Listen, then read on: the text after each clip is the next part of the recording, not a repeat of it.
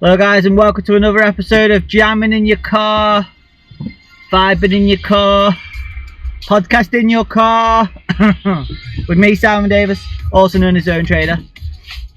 Now just kidding guys, we decided to call it Carcast because it's quick, easy to remember and a lot more catchy than saying podcast in your car, because basically literally I've jumped off the cliff and I'm literally building my wings along the way, and it's going to be raw and real with no editing because I want to give you guys the most value out of this time spent with me in my car driving. So this podcast is basically going to provide you with forex trading psychology, because obviously we can't do chart work while I'm driving. So today we're going to be talking about demo trading, the importance of demo trading. We all probably know the importance of demo trading, but it's crucial. Well, first of all, let's have an intro.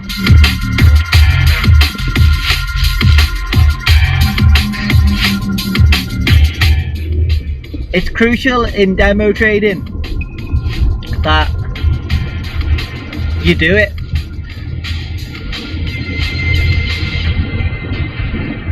And don't jump into real trading too soon. Make sure that you are consistent in your demo.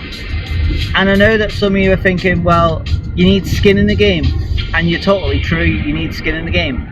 But you don't want to be up to a point where you know exactly what you're doing, but you've worn away all your capital.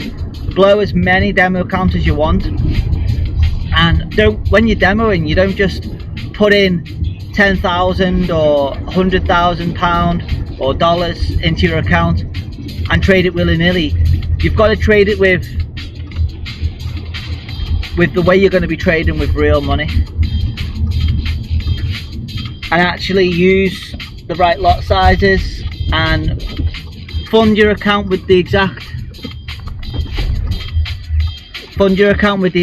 amount of money you'll be putting in real money, and get used to being in slight drawdown in your demo and blowing demo accounts. Experiment with your demo account. Don't just think, oh, I've got this strategy and it's worked once or twice, I'm going to go into real money. Because if you do that, then like I said, you will basically waste all your money.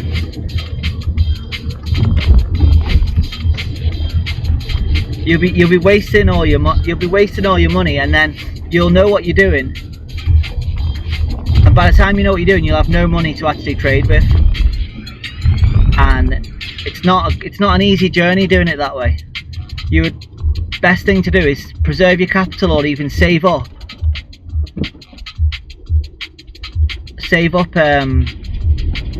as you're trading demo. And literally don't ever trade real money until you are consistent in demo. And I know half of you, probably 75 to 90% of you, won't even listen to my advice, and probably most of you are already into real accounts, but I'm talking to the new people who are starting to trade as well. And the best advice would be to not start trading real until your demo. And when you're on your real account, the best thing to do would be trade really, really, really small lot sizes. Well, not really small lot sizes, but a small percentage of your account, so 1% of your account, literally. And just get used to losing 1% of your account, gaining like 2 to 3% of your account, and then losing 1% of your account. And like I said on the last one, if you're a 50-50 trader, then you're literally going to build your account. If you win 5, lose 5, you'll literally build your account with 1%. win 5 and lose 5, you'll still be profitable. So aim to become a 50-50 trader, at least in demo, consistently, and then put skin in the game. And even whilst you're trading live, you can always have a demo account as well.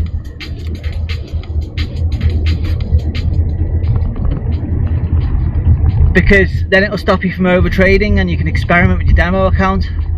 And if you wanna, if you're a person who likes to trade and trade and trade and trade and see what happens and practice and get as much practice in as possible, then do that in your demo account. But when you see that one setup that you've got your solid rules down, you've waited for, you're disciplined enough to wait for the rules, and you've managed your risk around that trade, and it's one good trade, like the good book, One Good Trade by who's that by? The guy out of SMB Capital. What the guy, One Good Trade, Mike Bellafiore. That's a good book to read if you've not read it. One Good Trade. And people get the wrong idea of that one good trade. They're like, oh, what? It's not just. It's like you only need one good trade. It's like, no, it's not that. It's about just focusing on that one good trade. Have all the back end data, like COT data if you use it, all the fundamentals if you use them, all your rules followed, basically following your rules to a T, and having that one good trade, which is a great book recommendation for you guys who've not read One Good Trade. Because the reason why this podcast is based on psychology is, one, I can't share my screen whilst driving, like I said, and two, it's like literally 99% of the game is psychology. If you don't have your mind right, like I said, anyone can win a trade.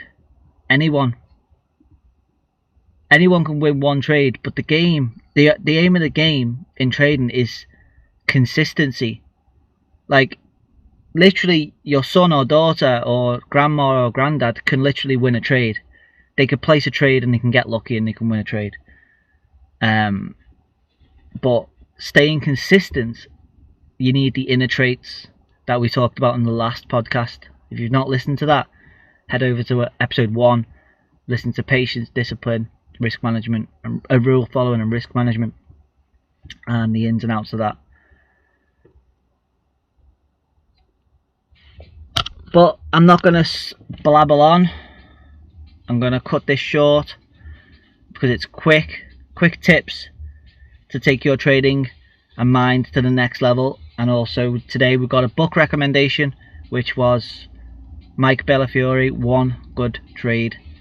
Read that book, digest that book, internalize that book, get the methods out, get the mindset out of that to improve your psychology for future trading. And until next time, stay patient, stay disciplined, follow your rules, and always manage your risk, or you're never going to grow. I've been Simon Davis, also known as Zone Trader, and this has been second episode of Carcast. Toodles!